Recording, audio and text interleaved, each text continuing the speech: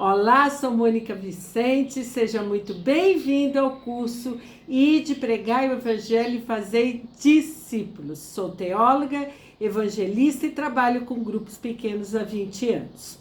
Estamos no módulo de número 2 e hoje nós vamos ao tema casamento. E o que é o casamento? Casamento é a união, de duas pessoas diferentes, com criação diferentes, opiniões diferentes, formações diferentes, mas que se unem em amor agora para ser um só. O casamento é uma instituição criada por Deus e o segredo para um casamento feliz é você convidar Jesus a fazer parte do seu relacionamento para que você e o seu cônjuge possam refletir a glória de Deus. Vamos lá ao primeiro versículo, Marcos 10, do 7 ao 9, nós vamos ler. Marcos 10, do 7 ao 9, diz assim: Por isso deixará o homem a seu pai e mãe e unir-se-á a sua mulher, e com sua mulher serão os dois uma só carne, de modo que já não são mais dois, mas só uma só carne. Portanto, que Deus ajuntou, não separe o homem. Então, aqui é bem claro que o casamento na Bíblia é a união de um homem e uma mulher, que agora são uma só carne. O casamento vai envolver proximidade espiritual, emocional e física. Mas a palavra diz assim, portanto, o que Deus uniu, homens não separa. E quando que há essa separação, queridos? Quando Jesus não faz parte dessa união. As pessoas se separam porque elas estão centradas nelas mesmas. Mas vamos ver aqui que o primeiro, olha só, presta atenção que Jesus quis nos ensinar. O primeiro milagre de Jesus, sabe onde foi? Num casamento. Então, olha só como Jesus prioriza, como é importante o casamento, importante que ele seja convidado. Vamos lá em João 2, do versículo 1, 2 e 11. Você vai ler. Então, vamos lá. 3 dias depois, houve um casamento em Caná da Galileia, achando-se ali a mãe de Jesus. Jesus também foi convidado com seus discípulos para o casamento. Então, olha só, para um casamento ser feliz, para um casamento superar dificuldades, superar desafios, problemas, circunstâncias, Jesus tem que ser convidado, porque Jesus, ele é um gentleman e você tem que convidá-lo. Ele não vem que nem o inimigo que entra, que arromba, não, ele tem que ser convidado. E aqui nesse casamento você vai ver que houve um problema. Acabou o vinho, no versículo 3, você pode ler com os seus discípulos, diz assim: tendo acabado o vinho, a mãe de Jesus lhes disse, eles não têm mais vinho. Então veja só, o vinho, na cultura judaica, simboliza alegria. E acabou o vinho. E Jesus estava lá. Então Jesus, o que ele operou? O primeiro milagre no casamento desse casal. Porque ele foi convidado, Mas o relacionamento deles não havia mais Jesus. Mas quando Jesus foi convidado, Jesus restaurou a alegria do casamento. Então, sem Jesus, não há alegria, não há cumplicidade, não há amor, não há respeito, não há unidade. Por quê? Porque o objetivo de Satanás é destruir o quê? A família. E ele destrói a família através do relacionamento de um homem e de uma mulher, do casamento. Então você, se ainda não convidou Jesus para entrar no seu casamento, você tem que convidá-lo para fazer parte do seu casamento. Isso você tem que deixar, queridos, bem claro para aqueles que você está discipulando, que Jesus tem que ser convidado para estar no seu casamento, para fazer parte dos princípios, Por isso que nós estamos estudando nesse módulo 2, nós vamos estudar muito os princípios do casamento, os princípios do marido, da esposa, dos filhos, dos pais, porque trabalhando isso você constrói uma família, um casamento edificado na rocha, que vai vir tempestades, vão vir circunstâncias, vão vir desafios, vão vir, mas quando Jesus está dentro do seu casamento, tudo se refaz. E a primeira pergunta que eu te faço é assim: você ora junto com seu marido ou com sua esposa todos os dias? Se a sua resposta foi não, principalmente você, querido, querida, que está discipulando, que está sendo líder, para você ter autoridade espiritual, você precisa o que? Praticar. Então, se você ainda não ora com o seu marido, a partir de amanhã, a partir de hoje você começa a orar. E orar de manhã, a hora que vocês levantam. Não é uma oração enorme, é uma oração simples. É você falando: Senhor, abençoa o trabalho do meu marido, abençoa o nosso dia, a mim e a ele, nos livra de todo mal, abençoa os nossos filhos, abençoa a nossa casa. Nós entregamos toda a nossa casa ao Senhor, é uma oração simples. Cuida do meu marido, cuida da minha esposa, cuida dos meus filhos. Você tem que orar junto todos os dias. Quebrar esse tabu, essa fortaleza que o diabo impõe. Que a maioria dos casais cristãos que eu pergunto: você ora junto? Não. A resposta é sempre não. Então comece a convidar Jesus para participar do seu casamento. E quando você convida Jesus, você ora todos os dias com o seu marido. Olha só, Amós 3,3 diz assim: andarão dois juntos se não houver acordo? Como você vai andar com o seu marido se não há aliança entre vocês dois? Se não há união, se não há unidade? A aliança, querido, ela não tem fim, ela representa o compromisso eterno. Eclesiastes 4,12 diz assim: se alguém quiser prevalecer contra o só, os dois lhes resistirão. O cordão de 3 dobras não se rebenta com facilidade. Olha só, quem não tem esses princípios, que não coloca, que é um cordão de 3 dobras, aqui vai significar você, seu marido ou sua esposa e Jesus. Cordão de 3 dobras, ele não se quebra facilmente. Quem não tem esses princípios, né, anda segundo os princípios do mundo. Então eu não oro, mas eu oro sozinho. Tudo bem, você pode orar sozinho pelo seu marido, como você tem que orar sozinha pelo seu marido. E você pela sua esposa. Mas vocês têm que orar juntos, tem que haver unidade, concordância entre vocês dois. E começa com a oração, os dois orando juntos. Amém? O casamento deve ser honrado.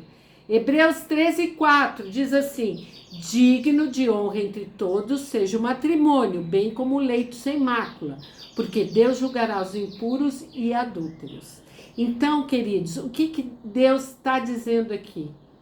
Que Ele vai julgar, mas Jesus é o único que pode perdoar pecados. Então, se você perdoou, se você caiu, se você teve um problema, vocês podem se perdoar mutuamente e Jesus perdoar o seu pecado. Para quê? Para que ele vem sempre Jesus, para dar um novo recomeço, para dar alegria. Agora, não mais você seguindo os princípios do mundo, as coisas do mundo, mas agora você seguindo o quê? Os princípios de Deus, o Jesus sendo convidado. Jesus, ele é tão enfático no casamento que ele diz: se você olhar para um homem ou para uma mulher com pensamento impuro, você já adulterou. Então, veja só como é, porque tudo começa onde? Na nossa mente. O desejo, Satanás coloca na nossa mente. A vida exemplar dos casados, esse texto você tem que ler todos os dias, para que essa palavra entre no seu coração e enraize. Então, enfatize isso no seu grupo. Você sabe quais são a vida exemplar de um casal? Aqui Pedro vai falar. Pedro 3, do 1 ao 7, ele vai falar: mulheres, Sede vós igualmente submissa ao vosso próprio marido, para que, se ele ainda não obedece à palavra, seja ganho sem palavra alguma, por meio do procedimento de sua esposa, ao observar o vosso honesto comportamento cheio de temor. Não seja o adorno da esposa o que é exterior, como frisado de cabelos, adereços de ouro, aparato de vestuário. Seja, porém, o homem interior do coração unido a incorruptível trajo de um espírito manso e tranquilo, que é de grande valor diante de Deus. Pois assim também que a si mesmo se ataviaram outrora santas mulheres que esperavam em Deus, estando submissas ao seu próprio marido.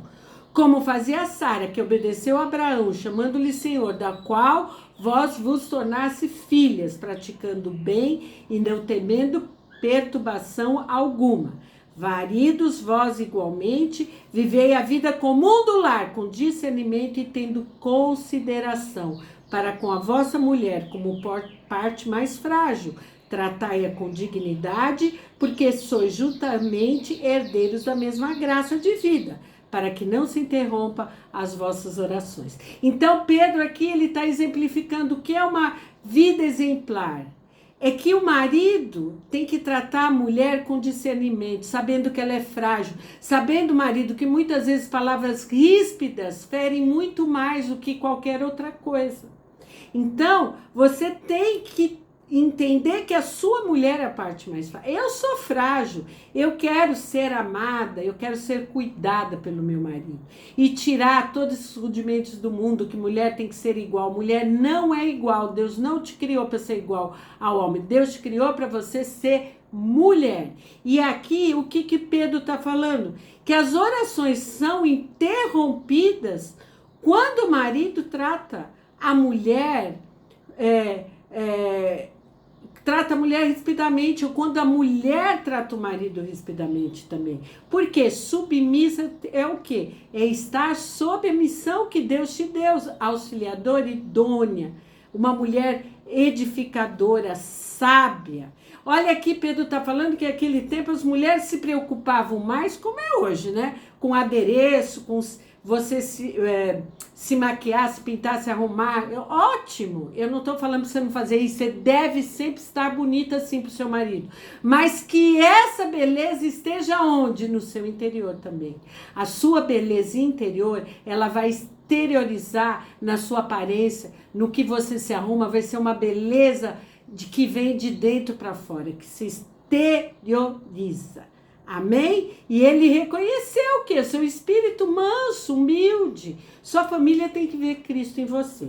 E o casamento deve representar o quê? O amor, a fidelidade, a renúncia, o perdão, a parceria, o respeito mútuo. O amor de Deus tem que estar registrado no nosso coração. A semana passada eu falei a respeito da família e falei de 1 Coríntios 3, do 1 ao 10. Nessa semana você vai ler de novo com eles o que é o amor de Deus. É esse, porque se você fizer qualquer coisa sem o amor de Deus que é derramado no seu coração pelo Espírito Santo, a palavra diz que nada